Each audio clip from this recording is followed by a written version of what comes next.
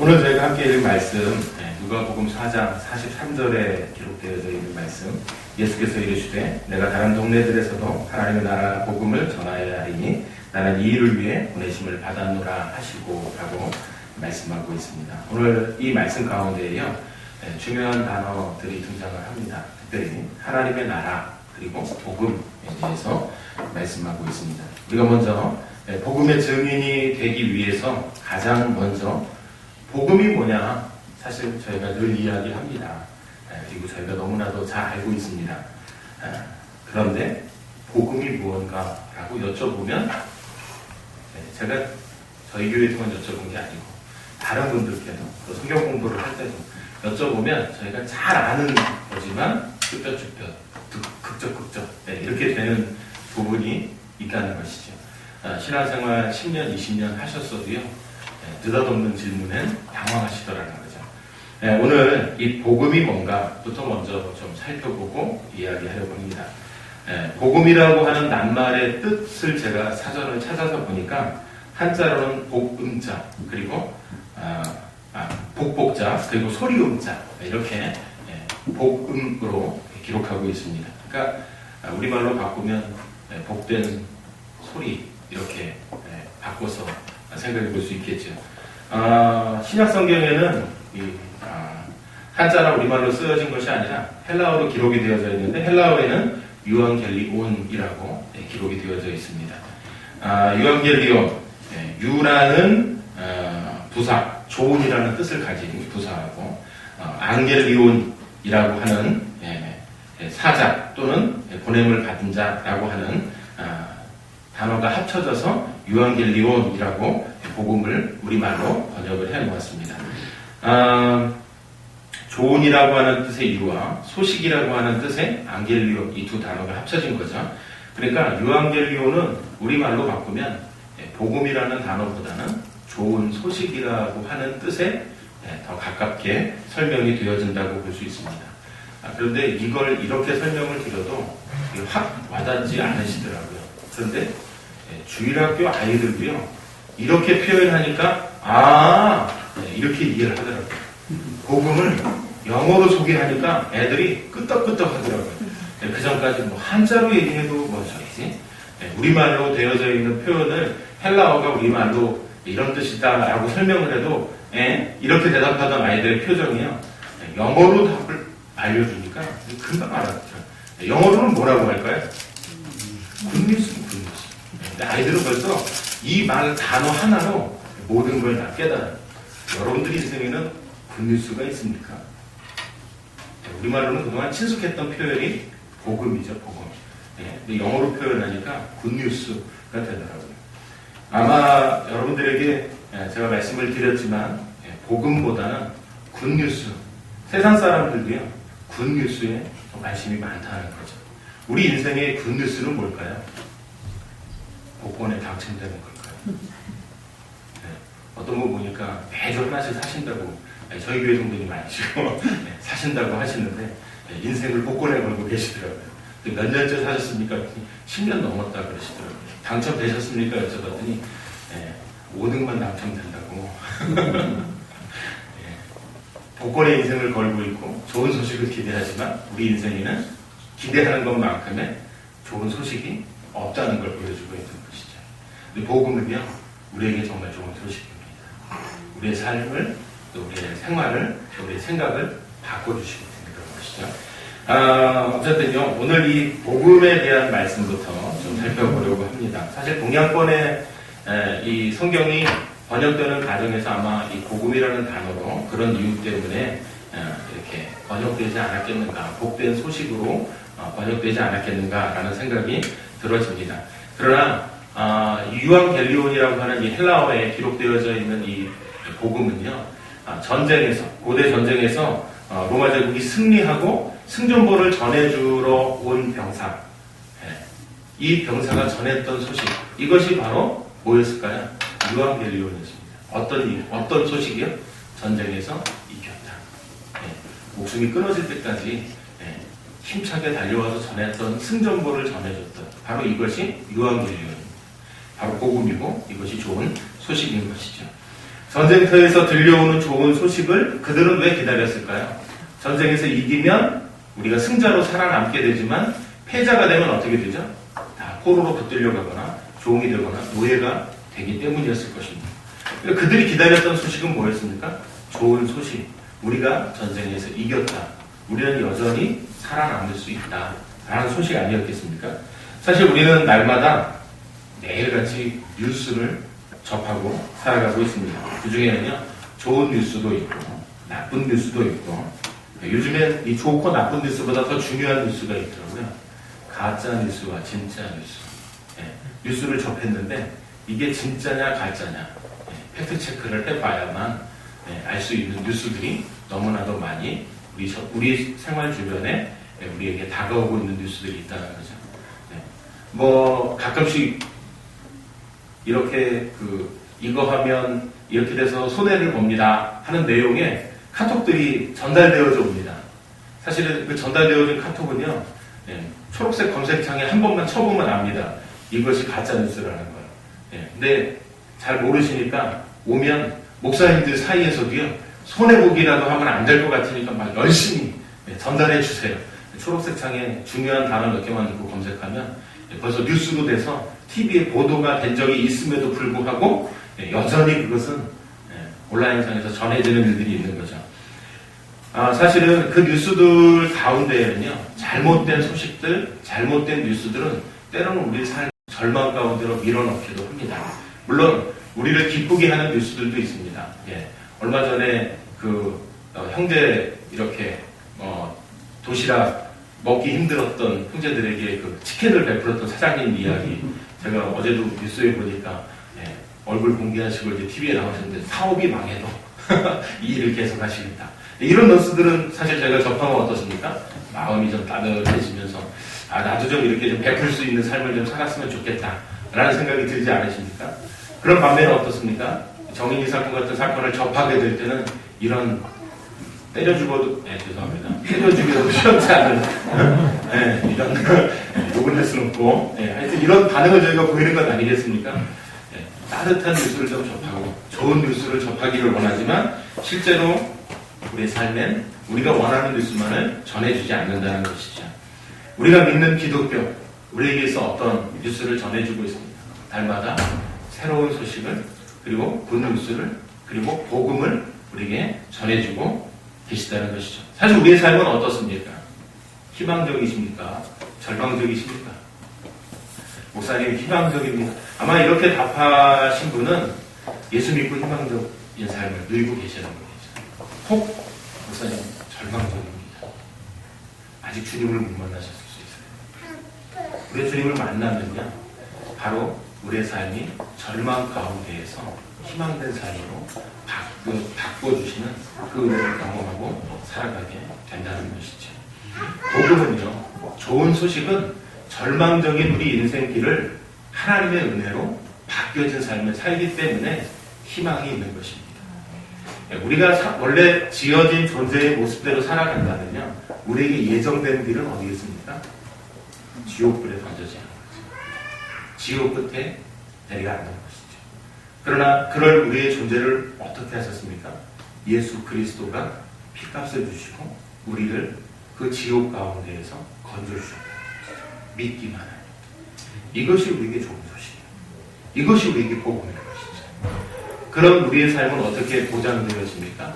하나님 나라의 백성으로 살아가게 되어지는 역사가 있다는 것이죠. 바로 그것이 절망적인 우리 인생들을 희망으로 바꾸는 하나님의 역사하심이고 하나님의 은혜가 되어지는 것이라는 것이죠. 바로 이것이 우리에게 복음인 것입니다. 이것이 우리에게 좋은 소식인 것입니다. 아니, 복권에 당첨된 것이 좋은 소식이 아니라, 제가 전에 청년부에서도, 다른 교회 청년부에서도 물어보니까요, 좋은 소식은 오히려 복권에 당첨되는 것이 더 좋은 소식인 걸로 이해합니다. 실제로 하나님 나라의 백성이 되어진 우리가 이것이 더 놀라운 좋은 소식임에도 불구하고 우리는 이 좋은 소식, 복음을 접했고 복음 안에서의 삶을 살아간다고 하고 있지만 우리는 사실 절망적인 삶을 살고 있는 거죠. 근데 하나님 나라의 백성으로서는 살아가는 우리에게는요, 이 복음, 좋은 소식, 이것을 깨달고 알지 못한 채 우리의 삶을 늘 절망적인 삶을 살아가고 있는 삶이 더 많다는 것이 놀랍다. 우리나라가 어떤 나라가 되어졌습니까? 젊은 청년들에게 물어보면요, 대한민국은 헬교선입니다. 취업도 잘 안 되고 뭘 계획해도 안 되고, 그나마 지금 이렇게 청년들에게 수당을 지급한다고는 하지만 턱없이 부족하고, 그나마 그것도 한쪽에선 왜 지급하냐, 이런 논란도 있는 부분들이 있습니다. 어쨌든요, 절망적인 20대를 보내고 있는 청년들에게 대한민국은 희망을 제시하지 못하더라는 거죠. 그런데 그곳에서도요, 하나님의 역사하심을 발견한 이들에게, 하나님의 은혜를 경험한 이들에게, 하나님의 좋은 소식을 접한 이들에게 하나님의 일하심을 기대하고 있고 하나님의 역사하심을 소망하더라는 것이죠. 그래서 그들에게서 하나님의 비전을 발견하게 되고 하나님의 은혜를 경험하게 되더라는 것입니다. 오늘 성경을 통해서 우리에게 복음이 무엇인가? 복음 뜻이 제가 말씀드렸던 것처럼 좋은 소식, 굿뉴스, 그것이 우리가 전해야 할 복음의 내용이 또한 되어져야 한다는 것이죠. 우선은요, 신약 성경에서는 복음에 대해서 크게 두 가지 좋은 소식으로 소개하고 있습니다. 하나는 복음은 하나님 나라, 곧 천국에 관한 좋은 소식이다 라고 말씀하고 있습니다. 먼저 예수님께서 말씀하신 복음의 내용이 무엇인가? 사복음서를 쭉 읽어보시면요, 예수님께서는 복음을 소개하시면서 그 앞에 꼭 이 단어가 등장을 합니다. 그것은요, 천국 아니면 하나님의 나라가 등장하고 있습니다. 몇 군데 말씀을 찾아보면 이렇습니다. 마태복음 4장 23절 말씀에 이렇게 기록하고 있습니다. 예수께서 온 갈릴리에 두루 다니사 그들의 회당에서 가르치시며 천국 복음을 전파하시며 백성 중에 모든 병과 모든 약한 것을 고치시며, 예수님께서 고치는 사역을 하시기도 하셨지만 그 앞에 뭘 하셨습니까? 가르치시는 일을 하셨습니다. 그런데 그 가르치심 안에는요, 천국 복음, 제가 복음은 뭐라고요? 좋은 소식, 하나님 나라의 좋은 소식을 전하셨음을 말씀하고 있다는 것이죠. 마태복음 24장 14절 말씀에도 이렇게 기록하고 있습니다. 이 천국 복음이 모든 민족에게 증언되기 위하여 온 세상에 전파되리니 그제야 끝이 오리라. 종말에 대해서 말씀하고 계신데요, 하나님 나라의 복음에 대해서 말씀하셨다라고 증거하고 있다는 것이죠. 누가복음 16장 16절 말씀에도 이렇게 기록하고 있습니다. 율법과 선지자는 요한의 때까지요, 그 후부터는 하나님 나라의 복음이 전파되어 사람마다 그리로 침입하느니라 라고 말씀하고 있다는 것이죠. 복음에 관련되어져 있는 단어가 등장하고 있는 이 복음서에는요, 꼭 앞에 천국 아니면 하나님 나라라고 기록을 하고 있다는 것이죠. 근데 복음을 전해보셔서 잘 아실 거라는 생각이 들어집니다. 사실 코로나 때문에 복음 전하기 힘들어졌습니다. 어떤 분이 이렇게 말씀하시더라고요. 코로나로 인해서 복음 전하기가 힘들어진 이 시대가 초대교회 시대만큼이나 어려워진 것 같다. 그러나 초대교회에도 여전히 어떻게 해요? 죽음의 공포 앞에서도 그들은 복음 전하는 일을 쉬지 않았다라고 말씀하시면서 우리가 그리스도인으로서 지금 이 땅에서 코로나를 만난 이때 해야 할 일이 무엇인가? 바로 복음 전하는 일이라고 말씀하시더라고요. 정말 우리가 힘써 해야 할 일은 복음 전하는 일이라고 말씀하시더라고요. 우리 생각엔 코로나인데 우리도 교회 가는 게 눈치 보이는데, 우리도 교회에서 예배 드린다고 말하는 게 눈치 보이는데, 이 시대에 복음을 전하는 건 말도 안 되는 일이야 라고 우리는 생각하고 있는데, 아니요, 이때 우리가 정말 해야 할 일은 복음을 전하는 일이다 라고 말씀하시더라고요. 정말 우리가 복음 전하는 일에 힘써야 할 때가 바로 지금이 아니겠는가. 왜냐하면 마지막 세상 사람들을 구원해낼 수 있는 유일한 길이기 때문에 그렇다는 것이죠. 그러면 복음을 전하실 때 가장 먼저 하시는 말씀이 무엇인가요? 질문을 드려야 되는데 답을 안 하시면 누구한테 여쭤봐야 할지 제가 지금 제가 지목을 하시면 시험 드실 것 같아가지고 누구를 시키면 좋을까요? 은하자매 네. 누구 시키면 좋을까요? 네. 이제 제가 시험 들게 한 게 아니고 은하자매가 한 거니까 은하자매가 지목하시는 분이 답변하실 거예요. 네. 네. 네? 저를 지목했어요. 제가 답하겠습니다. 질문은 제가 잘못했습니다.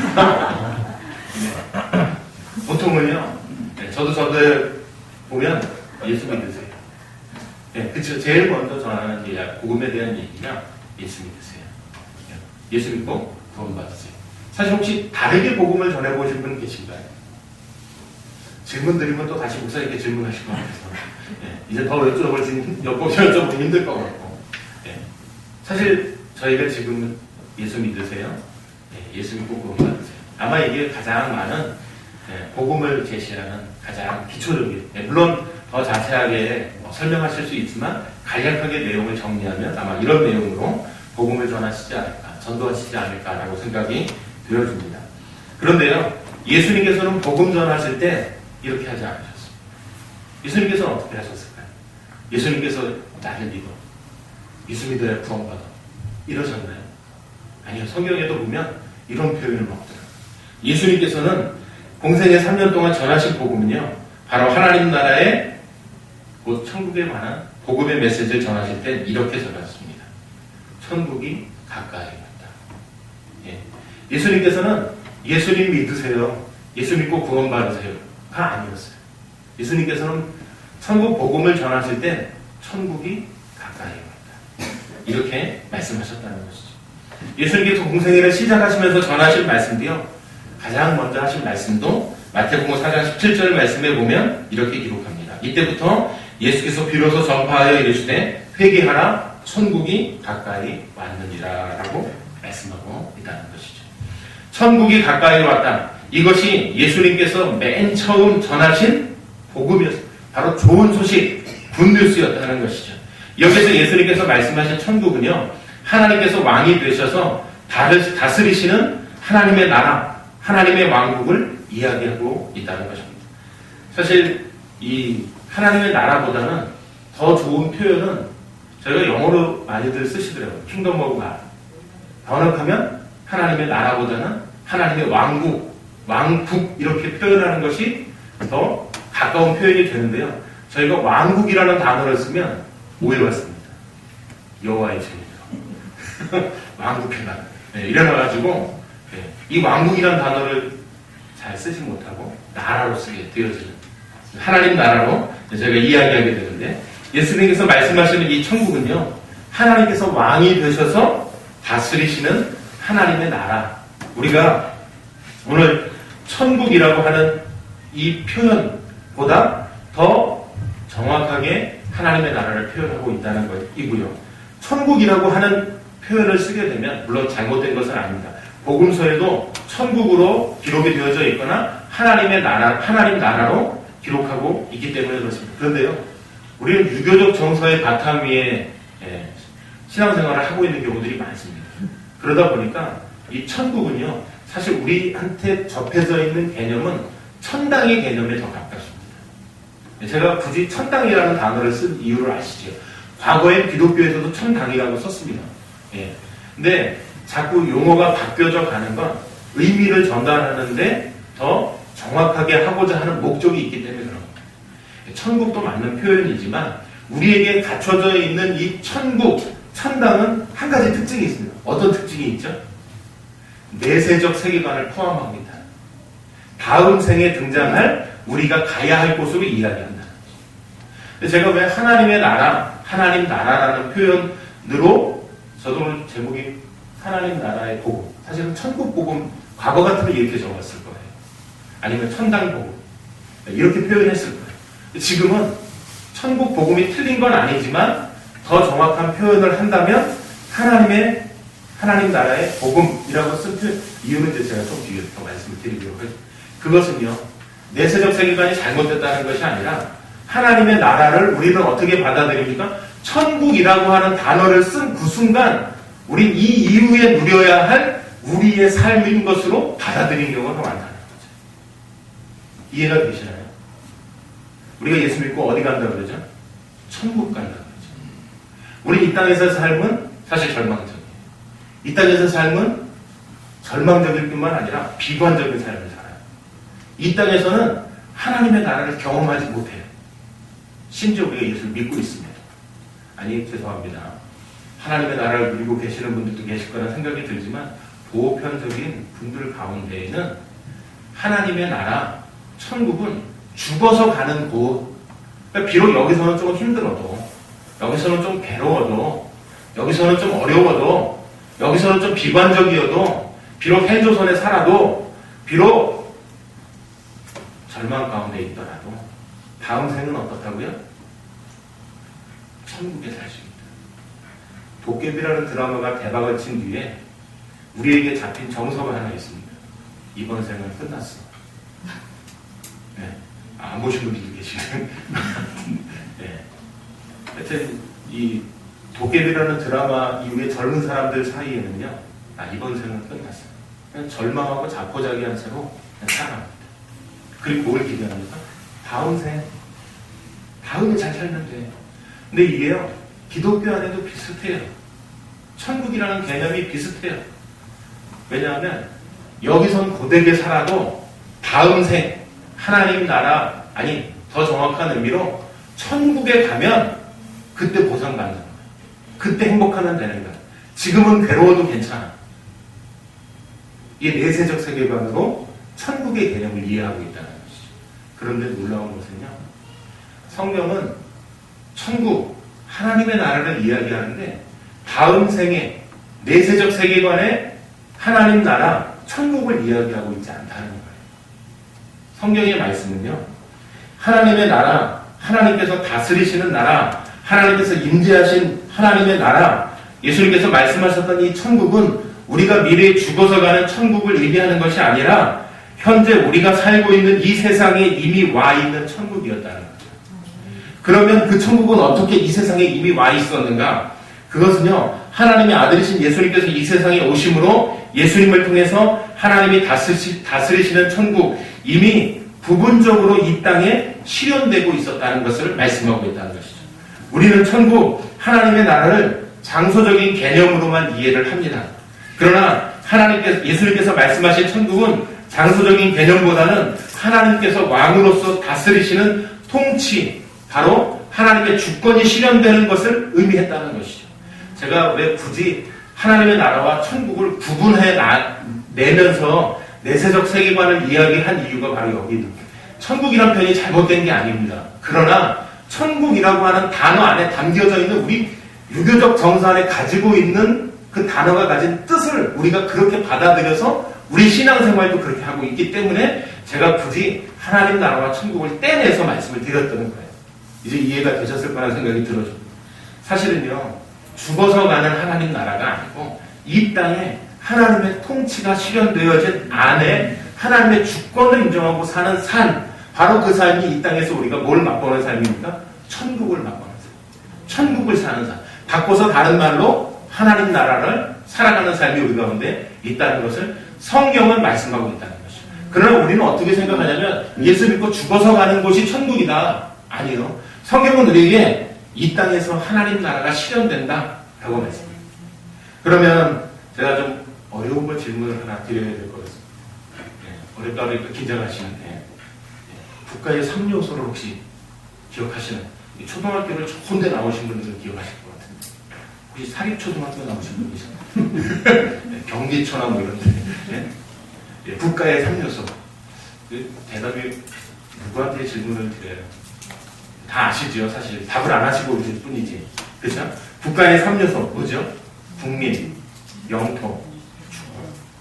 이것이 3요소죠. 자, 그 가운데 저희가 잘 아는 것처럼 대한민국이라고 하는 국가에 뭐가 있죠? 영토가 존재합니다. 그리고 그 안에 누가 존재하고 있죠? 우리 국민이 살아가고 있습니다. 그렇죠? 그리고 우리가 가지고 있는 권리 뭐죠? 주권이 있습니다. 이렇게 국가의 3요소가 있어야만 국가로서의 형성이 되어지는 것이죠. 근데 이 땅에 우리가 살았고, 그런데 우리가 뭘 잃은 적이 있습니다. 36년간 뭘 잃었죠? 주권을 잃었습니다. 그때 누가 우리를 통치하고 다스렸죠? 일본이 우리를 통치하고 다스렸습니다. 그죠? 주권을 잃었는데 이 땅에 사는 우리도 그대로 있었고 이 땅도 그대로 있었습니다. 그런데 우리나라는 존재하지 않았다는 것이죠. 주권이 없으니까 나라가 존재하지 않다. 중요한 것은 뭐예요? 주권이 존재해야만 국민으로서 우리의 권리와 행사가 가능하다라는 것을 이야기하는 것 아니겠습니까? 세상 나라에서의 주권은 누구에게 있습니까? 국민에게 있습니다. 그렇죠? 저희가 대통령도 뽑고 국회의원도 뽑고 지역에 일할 사람도 우리가 뽑는 것 아니겠습니까? 그런데요, 하나님 나라는 좀 다른 거예요. 주권이 누구에게 있습니까? 하나님에게 있습니다.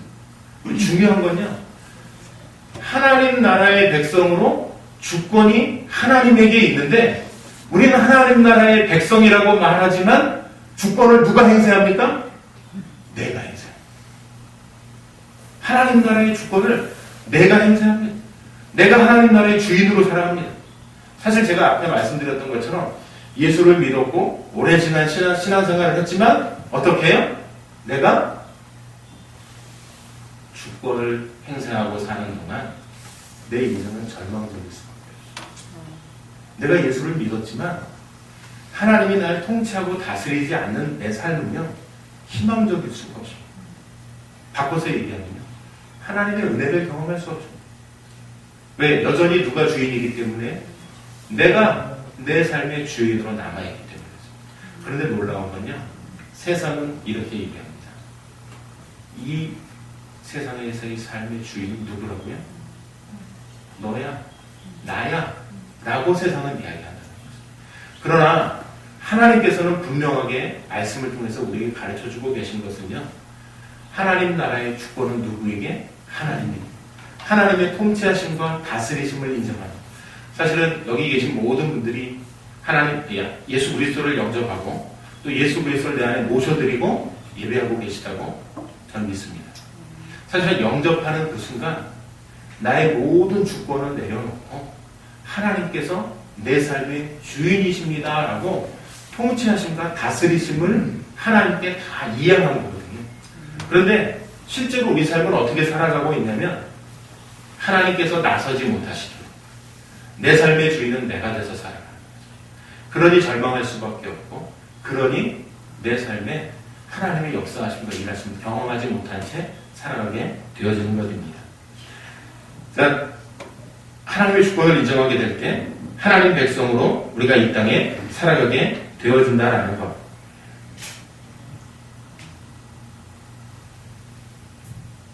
천국은요, 제가 앞에 말씀드렸던 것처럼 장소적인 개념만을 의미하는 것이 아니라 예수님이 이 세상에 오심으로 예수님과 함께 이미 임하였다라고 말씀을 드렸습니다.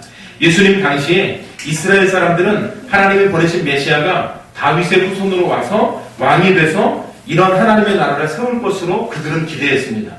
특히 당시 이스라엘은 주권을 빼앗긴 채 로마 제국의 식민지로 있었기 때문에 하나님의 나라가 빨리 임하기를 기대했었던 것이죠.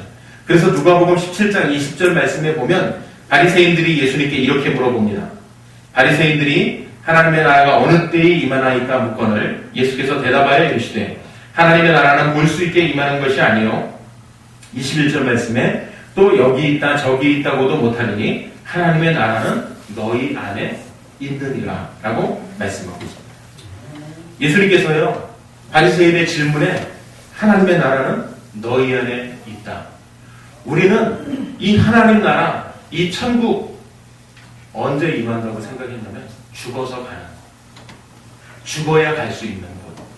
근데 우리 주님께서는요, 이 땅에 오셔서 말씀을 가르치실 때 하나님의 나라가 어디에 있다고요? 우리 안에 있다고 말씀하셨어요. 실제로 우리 안에 존재하지만 우리는 그 하나님 나라를 누리지 못하는 이유가 뭐라고요? 하나님의 주권을 인정하지 않고 내가 주인 돼서 살아가고 있기 때문이다 라는 것이죠. 오늘 말씀 가운데 기록되어져 있는 것처럼 하나님의 나라는 우리 가운데 있음을 말씀하고 있다는 것이죠. 찬송가 438장 잘 아시죠? 내 영혼이 은총이고. 사실 제가 찬양 잘 못 불러가지고 박자를 잘 못 치고 음정은 제 마음대로 여기서는 저 악보를 잘 따라가는 그 악보의 힘을 인정해야 되는데 여전히 제 고집대로 부르기 때문에 제가 사실 불러드려야 되는데 중한죄 짐 벗고 보니 슬픔 많은 이 세상으로 천국으로 가합니다. 할렐루야 찬양하세. 내 모든 죄 사함 받고 주 예수와 동행하니 그 어디나 하늘나라. 사실 이 땅에 왜 살며 이 하나님 나라 천국을 맛보는 삶이 되어져야 한다는 것이죠. 예수님께서 이 말씀을 하신 의도는 하나님의 나라가 너희 가운데 이미 임하여 있다는 것을 말씀하고 계시다는 것이죠. 즉 바리새인들과 대화를 나누고 계신 예수님께서 바로 하나님께서 보내신 다윗의 후손으로 오신 메시아이고 이미 하나님의 나라가 너희 가운데 임하셨다는 것을 의미하는 것입니다. 유대인들이 그렇게 오래도록 눈이 빠지도록 기다렸던 하나님의 나라가 정말 왔다면 그것은 틀림없이 좋은 소식입니다. 그리고 이것은 유대인이 아닌 전 세계 모든 사람에게 역시 좋은 소식, 기쁜 소식, 그리고 복음인 것입니다. 복음은요, 예수 그리스도의 죽음과 부활에 관한 기쁜, 좋은 소식이라는 것입니다. 복음서에서 예수님의 전한 복음의 내용은 천국 하나님 나라에 관한 것이었습니다. 그런데 예수님뿐만 아니라 사도들도 복음, 좋은 소식을 전했다는 것이죠. 그럼 복음서를 제외한 사도행전과 서신서들에서 사도들이 전한 복음의 핵심적인 내용이 무엇이냐? 그것은 바로 예수님의 십자가의 죽음과 부활 사건을 이야기하고 있다는 것이죠. 예수님의 죽음과 부활 사건이 사도들이 전한 복음, 좋은 소식의 핵심이었습니다. 제가 다 찾아볼 수는 없을 것 같아서 고린도서 15장 1절부터 4절까지 말씀만 보도록 하겠습니다. 형제들아, 내가 너희에게 전한 복음을 너희에게 알게 하노니 이는 너희가 받은 것이요 또 그 가운데 선 것이라. 너희가 만일 내가 전한 그 말을 굳게 지키고 헛되이 믿지 아니하였으면 그로 말미암아 구원을 받으리라. 내가 받은 것을 먼저 너희에게 전하였노니 이는 성경대로 그리스도께서 우리 죄를 위하여 죽으시고 장사 지낸 바 되셨다가 성경대로 사흘 만에 다시 살아나사라고 말씀하고 있습니다. 그럼 왜 사도들은 예수님의 죽음과 부활 사건을 좋은 소식으로 소개하고 있었는가? 그것은요, 예수님의 십자가 죽으심과 부활 사건이 예수님께서 말씀하신 하나님 나라 천국에 들어갈 수 있도록 해준 사건이 되기 때문에 그들이 전했던 기쁜 소식, 바로 복음이 되어졌다는 것입니다. 어느 누구도 예수님의 십자가의 죽으심과 부활의 의미를 깨닫지 못하면, 그 두 사건을 믿지 못하면 예수님 말씀하신 천국 하나님 나라에 들어갈 수 없다는 것이죠. 죄인이 지옥에서 벗어나서 천국에 들어갈 수 있는 유일한 방법은 예수님께서 인류의 죄를 대속하시기 위해 십자가에 못 박혀 죽으셨고 3일 만에 부활하셨다는 좋은 소식, 기쁜 소식을 듣고 믿는 것이라는 것을 말씀하고 계시다는 것입니다. 천국 하나님 나라에 들어갈 수 있는 방법, 이것 외에는 존재하지 않는다는 것이죠. 우리가 그런데 하나님 나라, 천국을 죽어서 가는 것으로만 생각하고 우리가 믿고 있었다는 것입니다. 사실은 하나님 나라는 우리 가운데 이미 도래해 있다는 것을 예수님께서 가르쳐주고 계셨던 거예요.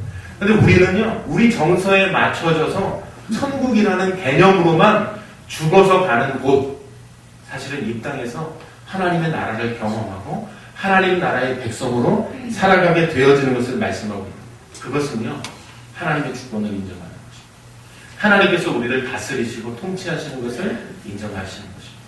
그때 우리 안에 하나님의 역사하심과 하나님의 일하심을 통해 우리의 삶이 회복이 되어지는 것입니다. 제가 이것만 말씀드리고 오늘 말씀을 정리해요. 그럼 왜 하나님의 나라, 천국 백성, 이 땅에서의 삶을 우리가 주인 되어져서 살아가고 있는가? 그것은요, 창세기 기록되어져 있는 아담과 하와의 사건을 보면 너무나도 잘 알 수 있습니다. 하나님께서 아담과 하와에게 어떻게 하셨습니까? 온 우주 만물을 다 만드시고 에덴 동산에 그들을 거주하도록 하셨습니다. 전세 계약서, 월세 계약서 작성하신 적 없었어요. 무상으로 제공하셨어요. 그것도요, 뭐든지 다 먹도록 허락해 주셨습니다. 요건 안 돼, 저건 안 돼. 두 가지 있었죠. 선악을 알게 하는 나무의 열매와 뭐였죠? 생명나무. 손대지 말라고 말씀하셨습니다. 이유는 무엇일까요? 이 두 나무를 존재케 하신 이유는 뭐였어요? 어떤 분들은 그러죠.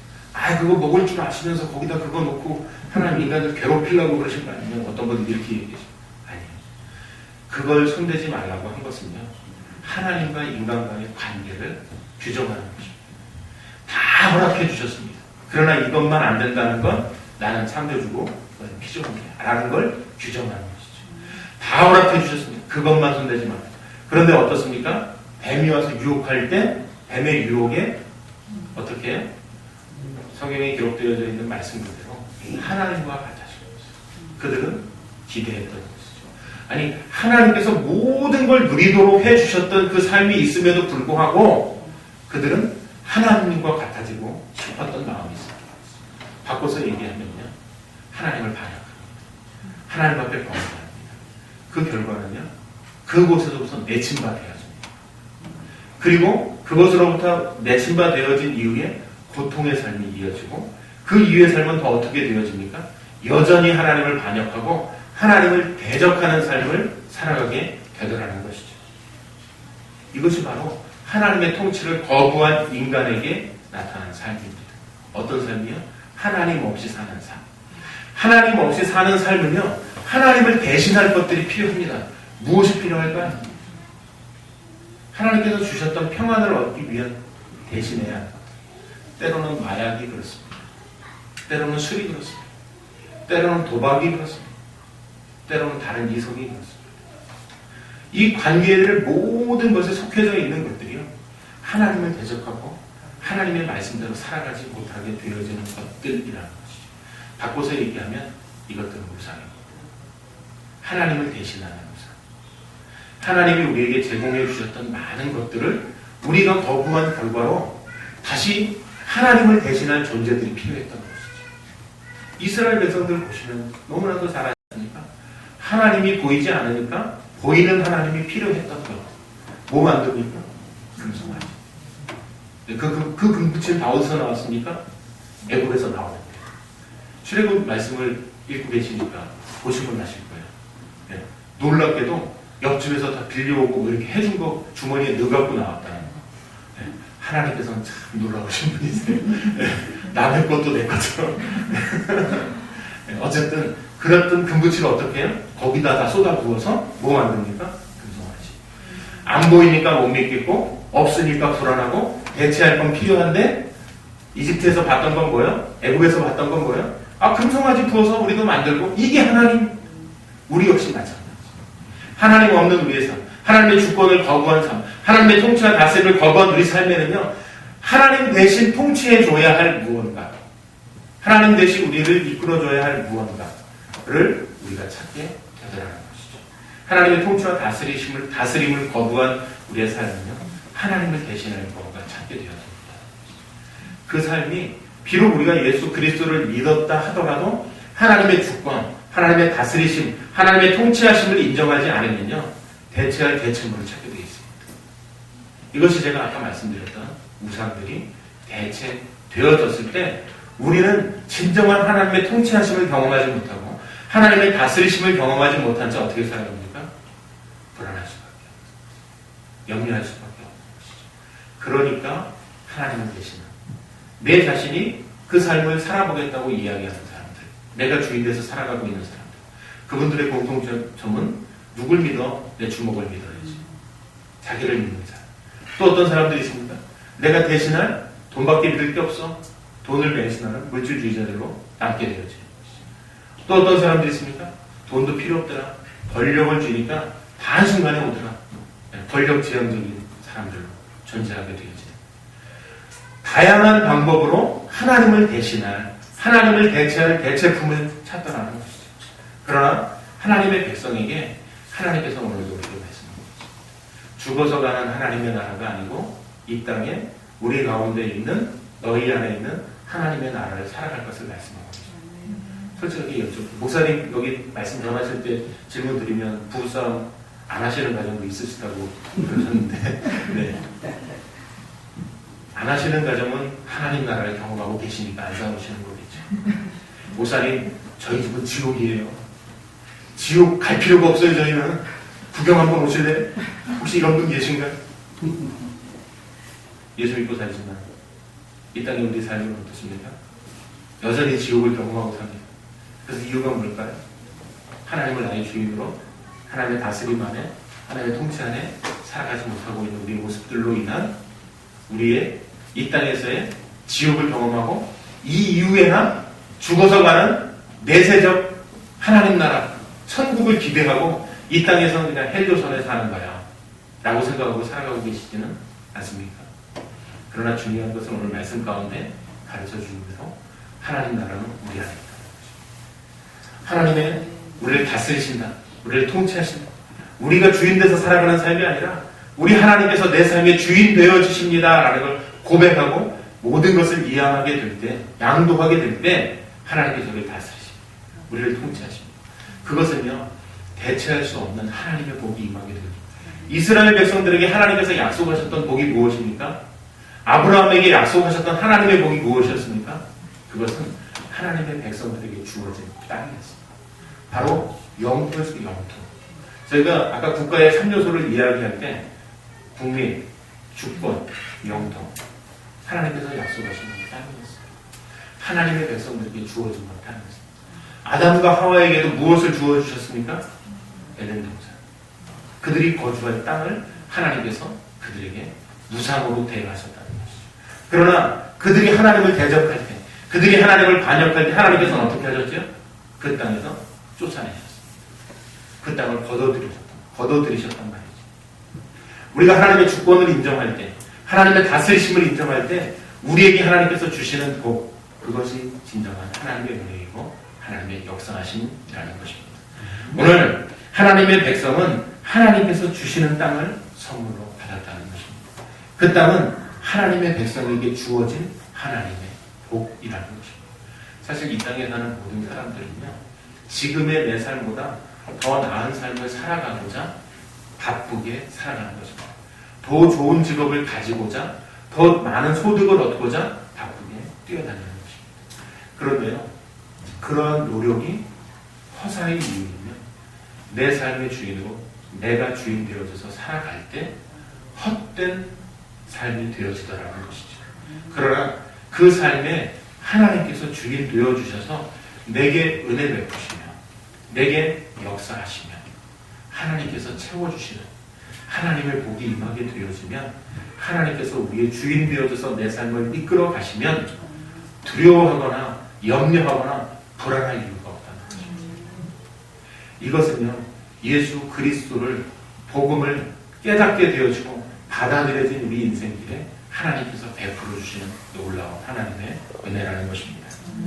오늘 예배드리신 모든 성도님들의 삶에 하나님의 주권, 하나님께서 우리의 삶을 통치하시고 우리의 삶의 주인 되어주심을 인정하는 삶을 살아가심으로 인해 그와 같은 하나님께서 주시는 평강의 복, 은혜의 복을 누리시는 성도님들이 되어주시기를 바랍니다. 뿐만 아니라 이 복음을 어떻게 해요?